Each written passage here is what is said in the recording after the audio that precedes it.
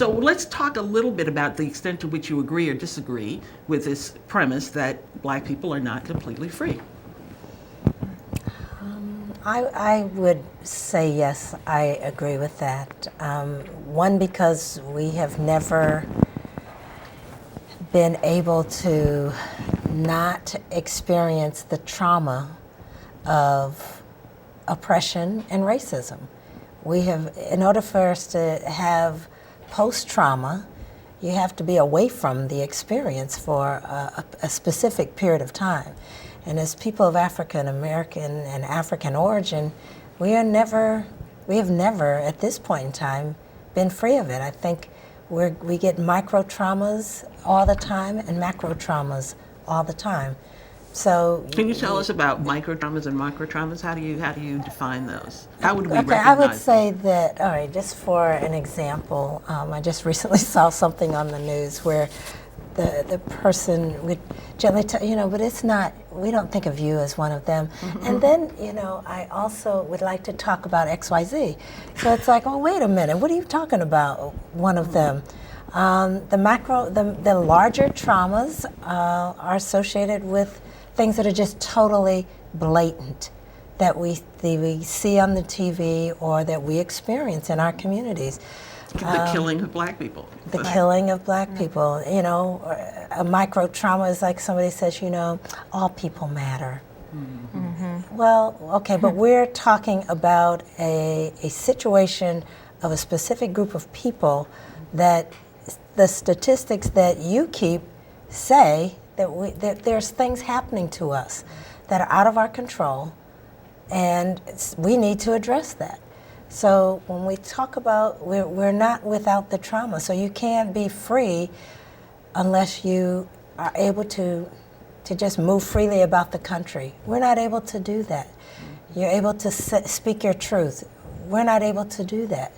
And I think that the emotional emancipation circles gives us permission to lend voice to our experience. And until we do that, we're not going to be free of it. Well, we'll get into a deeper conversation on emotional emancipation circles.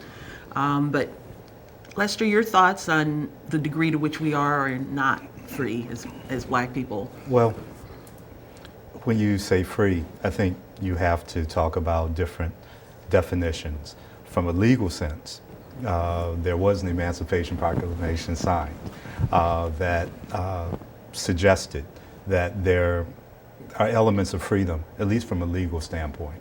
So you have that specter that you always are trying to address. Then you have the social conditions, and the social conditions tend to be a little bit more, I think, in your face. It's what people deal with every day.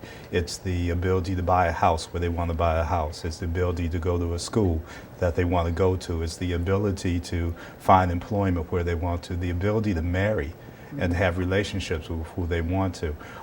The possibility and the right to vote. But do you have that opportunity to vote, or is that taken away from you?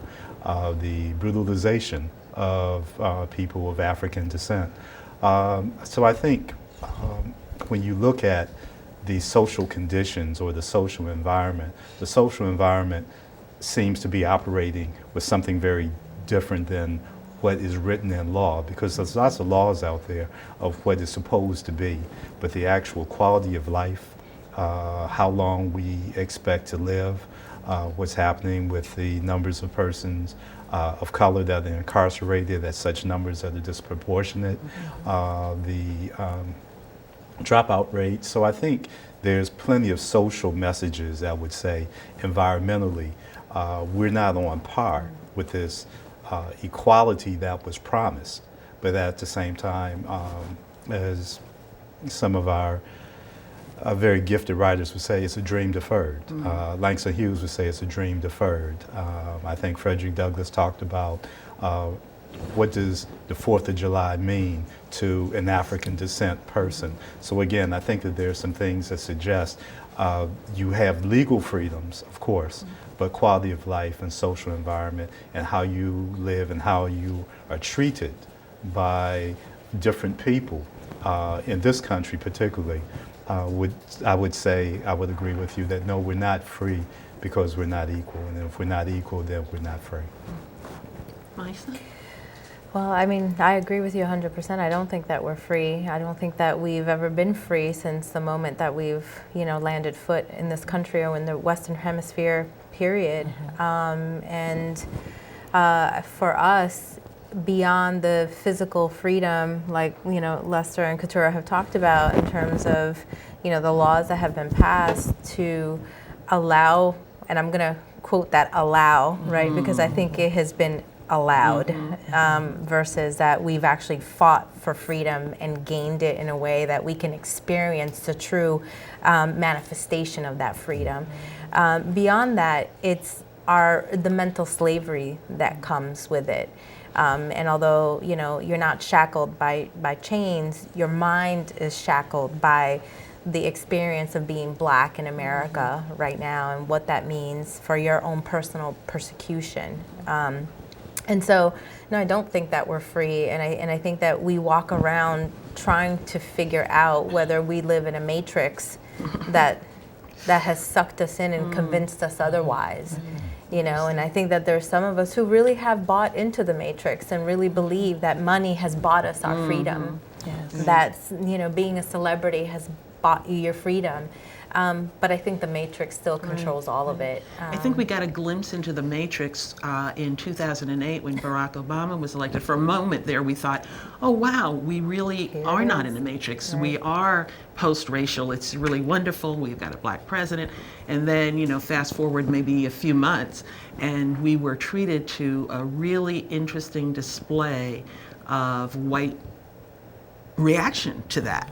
And so for me, that was a good thing. I'm sorry that we had to go through it, but it was an eye-opener. It forced us out of the denial that we might have been.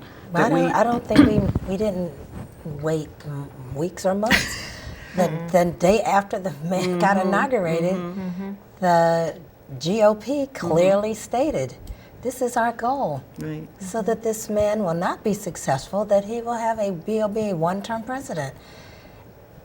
But, now that, we are, I don't know what we're supposed to be, but we're in a space now where people are saying, oh, I think that's a horrible way to think. We really you shouldn't think that way. We should be there to support whoever is in that office. It's, okay, so for us as a people, we've gotten some very clear lessons. Yeah, and clear directions. That's the Jedi mind trick, right? Like, oh, right, like,